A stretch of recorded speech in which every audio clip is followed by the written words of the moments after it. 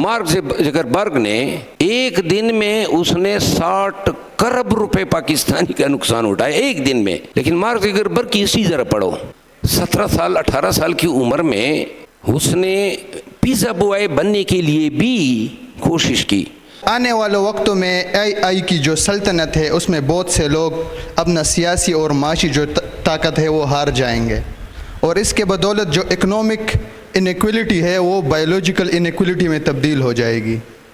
जैसे कि अगर हम देखें कि जैसे AI की सल्तनत में लोग, बहुत से लोग, बल्कि आज अगर हम दुनिया में देखें तो 100 बंदों के पास इतनी दौलत है जो 7 बिलियन लोगों के पास नहीं है। और AI के आने से जो बायोलॉजिकल इम्प्रूवमेंट होगी, तो क्या आपको नहीं लगता कि उसकी वजह से जो है ना हमारे पास 2 क्लासेस जो है ना वजूद में आती हैं, एक small class of super humans और एक useless class of homo sapiens. जो यूजलेस क्लास होगी उसकी जो है ना AI का क्या इम्पैक्ट है, इस हवाले से आप क्या कहेंगे? Thank you. ये आप एक वेबसाइट है forbes.com, FORBES forbes.com, वहाँ पे जाएं, दुनिया के 15 अमीर तरीन लोगों की हिस्ट्री पढ़ें। 15 अमीर तरीन, कल नहीं परसों मार्क ज़करबर्ग ने एक दिन में पता है कितना नुकसान उठाया? एक दिन में उसने 60 खरब रुपए पाकिस्तानी का नुकसान उठाया एक दिन में। यानी जितने कर्जे हम पे हैं वो नुकसान उसने एक दिन में उठा लिया। लेकिन मार्क ज़करबर्ग की हिस्ट्री ज़रा पढ़ो, वो क्या था? 17 साल 18 साल की उम्र में उसने पिज़्ज़ा बॉय बनने के लिए भी कोशिश की। आप एलन मस्क को पढ़ें, एलन मस्क की लाइफ देख लें, फिर ये जिसने ये क्या नाम है, जहन से निकल गया, जिसने इसकी बुनियाद डाली है, बिल गेट्स नहीं, इसकी मैं बात कर रहा हूँ, जो पाकिस्तान में ये सप्लाई करते हैं, अमेज़न, जेफ बेजोस को पढ़े, ठीक है ना? ये और फिर मुकेश अंबानी के बाबा की हिस्ट्री पढ़ो।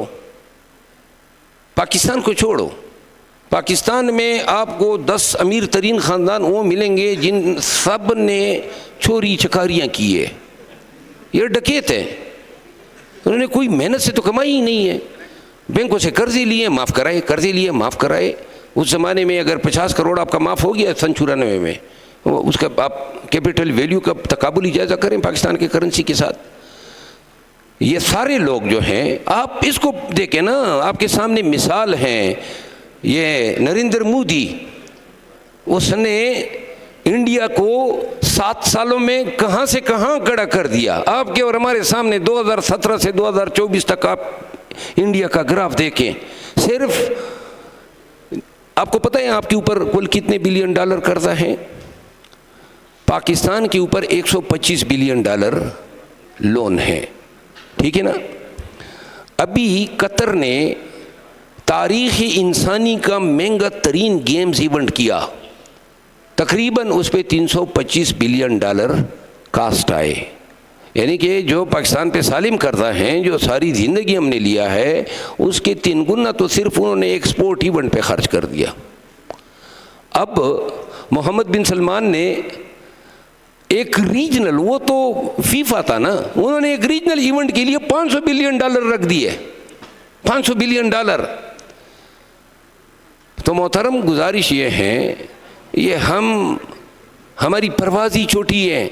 125 बिलियन डॉलर, ये 8 बिलियन डॉलर जो IMF ने हमें आज तक दिए हैं, इसके इवज़ तो हमने सारे असासे गिरवी रखने शुरू कर दिए। PIA जा रहा है, OGDCL जा रहा है, CNGPL जा रहा है, सुई सदर्न गैस पाइपलाइन जाएगी, आपकी स्टील मिल जाएगी, आपके एयरपोर्ट जाएंगे, ये बेनज़ीर शहीद इंटरनेशनल एयरपोर्ट, आपके कायद आज़म एयरपोर्ट।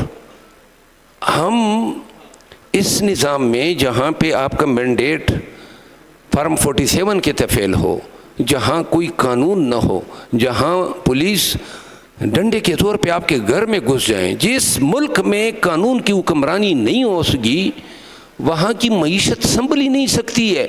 ये जो आज लगे हुए हैं, याद रखो, आप सब मेरी ये बात ना भूलें, बजट आ रहा है जून में, आप देखें कि पाकिस्तान का ये क्या हाल करते हैं।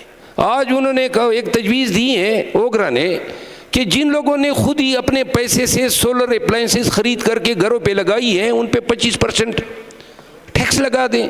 यानी कि सूरज पे ऊपर उन्होंने टैक्स लगा दिया कि ये सूरज की रोशनी चूंकि आप तक आ रही है, दुनिया के किसी मुल्क में नहीं है। यानी इसका मतलब ये है कि ये लोगों को मजबूर कर रहे हैं कि तुम सोलर पे मत जाओ, तुम वापडा पे रहो,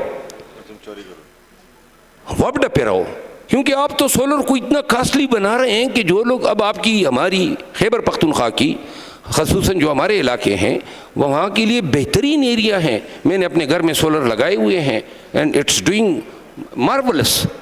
दिन रात जो है बिजली फ्री, हमें नवाबडा का कोई ज़रूरत है, सूरज हमें दे रहा है रोशनी। जी आगे।